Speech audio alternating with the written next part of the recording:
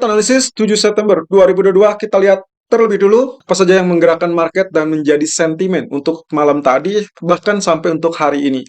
Oke, diawali dengan crude oil, di mana supply versus demand tetap menjadi faktor penggeraknya dan 3 poin utama ini yang tetap harus diawasi. Dan ingat bahwasanya ini masih tetap berlaku sampai akhir tahun, dikarenakan pembatasan dari G7 itu baru dilakukan sekitar Oktober, atau yang terbaru kemarin adalah update-nya di bulan Desember.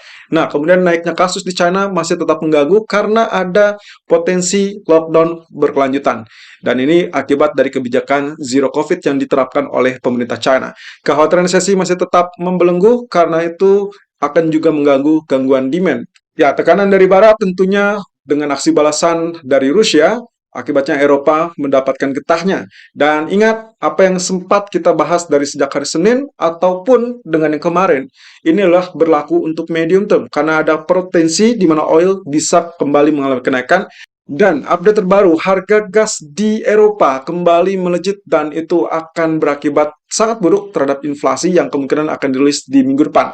Data inflasi untuk Uni Eropa, lalu kemudian kita akan juga melihat apakah potensinya persis dengan skema ini. Konsumen dari gas akan beralih ke minyak sehingga mengakibatkan demand untuk minyak bertambah, sementara pasokan minyak itu masih tetap ketat. Terlebih dengan keputusan OPEC kemarin yang sudah memutuskan untuk memangkas dan itu akan berlaku di bulan Oktober. Sementara itu, Bailey CS hadapi sidang depan Parlemen Inggris dan hari ini dijadwalkan kurang lebih sore hari jam 16.00 waktu Indonesia bagian Barat. Tapi untuk agenda pentingnya dan juga terkait dengan agenda detailnya masih tetap tentatif, artinya belum jelas keberadaan ataupun waktunya. Gubernur BOE Andre Bailey beserta 3 pejabat BOE yaitu Phil, Mann, dan Tenreiro berkesempatan untuk membahas ataupun menjelaskan tentang potensi kenaikan suku bunga 50 ataupun versus 75 basis point untuk pertemuan di tanggal 15 September mendatang. Fokus pertanyaan diperkirakan akan tertuju kepada proyeksi Bank Sentral terhadap inflasi dan juga kebijakan moneternya. Nah, rencana stimulus fiskal oleh Perdana Menteri Liz Truss bisa berdampak pada tekanan inflasi semakin tinggi. Dan tentunya Bank Inggris, atau dalam hal ini adalah BOE, ditekan untuk bisa bertindak meredam. Ya, komitmen dari Bailey sendiri adalah siap untuk bekerjasama dengan Perdana Menteri terbaru. Itu yang dijanjikan sewaktu masa kampanye dari Liz Truss maupun Rishi Sunak. Kaitannya dengan apa yang sempat kemarin kita sampaikan, inilah kondisi di mana yang terbayangkan ataupun yang pasti akan terjadi, kurang lebih inflasi yang sudah sangat tinggi akan berpotensi kembali menatap ataupun kembali merangkak tinggi.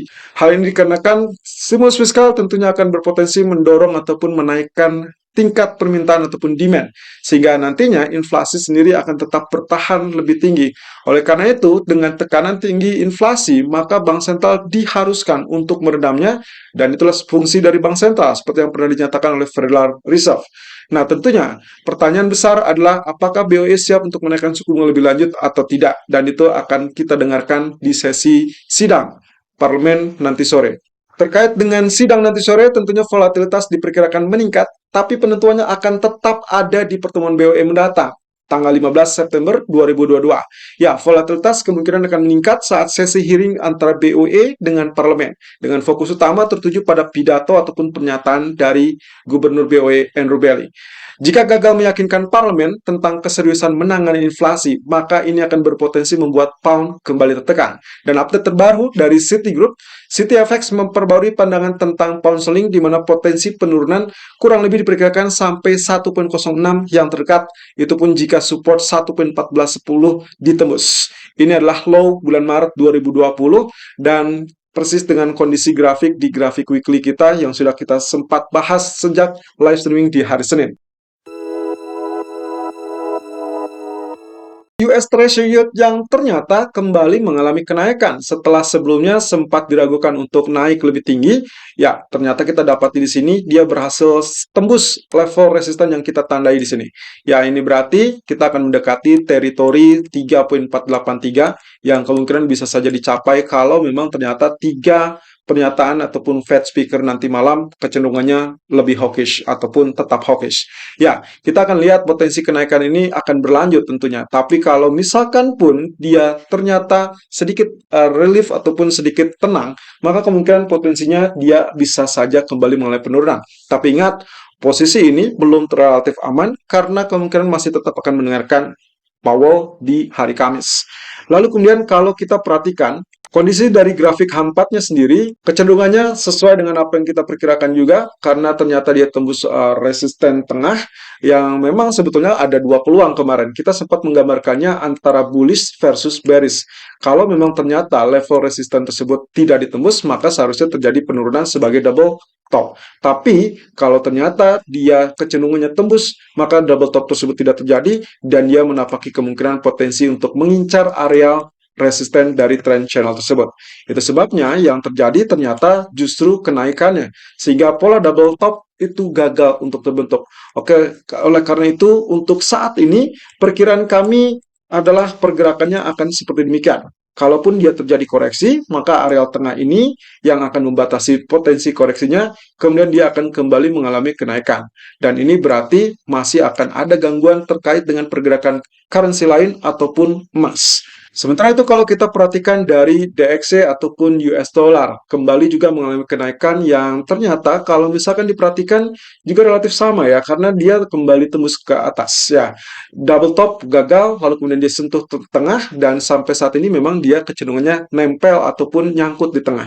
Nah, apakah berikutnya akan terjadi kenaikan? Kita masih tetap harus tunggu, karena arealnya masih 50-50. Dia bisa saja kembali terjun ke bawah, atau mengalami tekanan turun, atau bisa saja dia malah mengalami dorongan ke atas yang lebih tinggi. Oleh karena itu, pilihannya atau areanya kemungkinan apakah dia akan berada di bawah 110 kembali atau justru mendekati level 112. Tentunya ini akan semakin menekan kepada emas karena di sisi lain kekuatan atau penguatan US dollar beserta dengan kondisi dari US Treasury Yield itu akan menjadikan faktor tekanan yang serius untuk emas. Sementara kalau kita lihat dari sisi daily, tentunya dia juga akan memiliki candle bullish, dan itu juga yang sudah kita gambarkan saat memperkirakan apakah dia terjadi penurunan lanjutan apa tidak. Dua kali candlestick yang mengalami kegagalan. Pertama adalah candlestick yang merah ini, lalu kemudian yang kedua adalah yang shooting star ataupun doji star yang hari Senin. Ternyata ditutup dengan bullish, lalu kemudian hari ini pun terjadi gap up. Sehingga kemungkinan potensi kenaikan tersebut bisa saja menatap areal ini. Ini adalah area 112, persis dengan area grafik H4 tadi. Kemudian kalaupun misalkan terjadi penurunan, oke, berarti kita akan melihat areal yang sebelumnya di area 109. Tapi tentunya untuk tekanan lebih dalam itu, berarti kita membutuhkan statement ataupun pernyataan dari para pejabat BOE malam ini yang relatif less hawkish, atau bahkan bisa saja cenderung dovish. Tapi yang jelas, mereka tidak akan bisa memutuskan karena masih tetap melihat dari satu data berikutnya di minggu depan, yaitu terkait dengan data inflasi.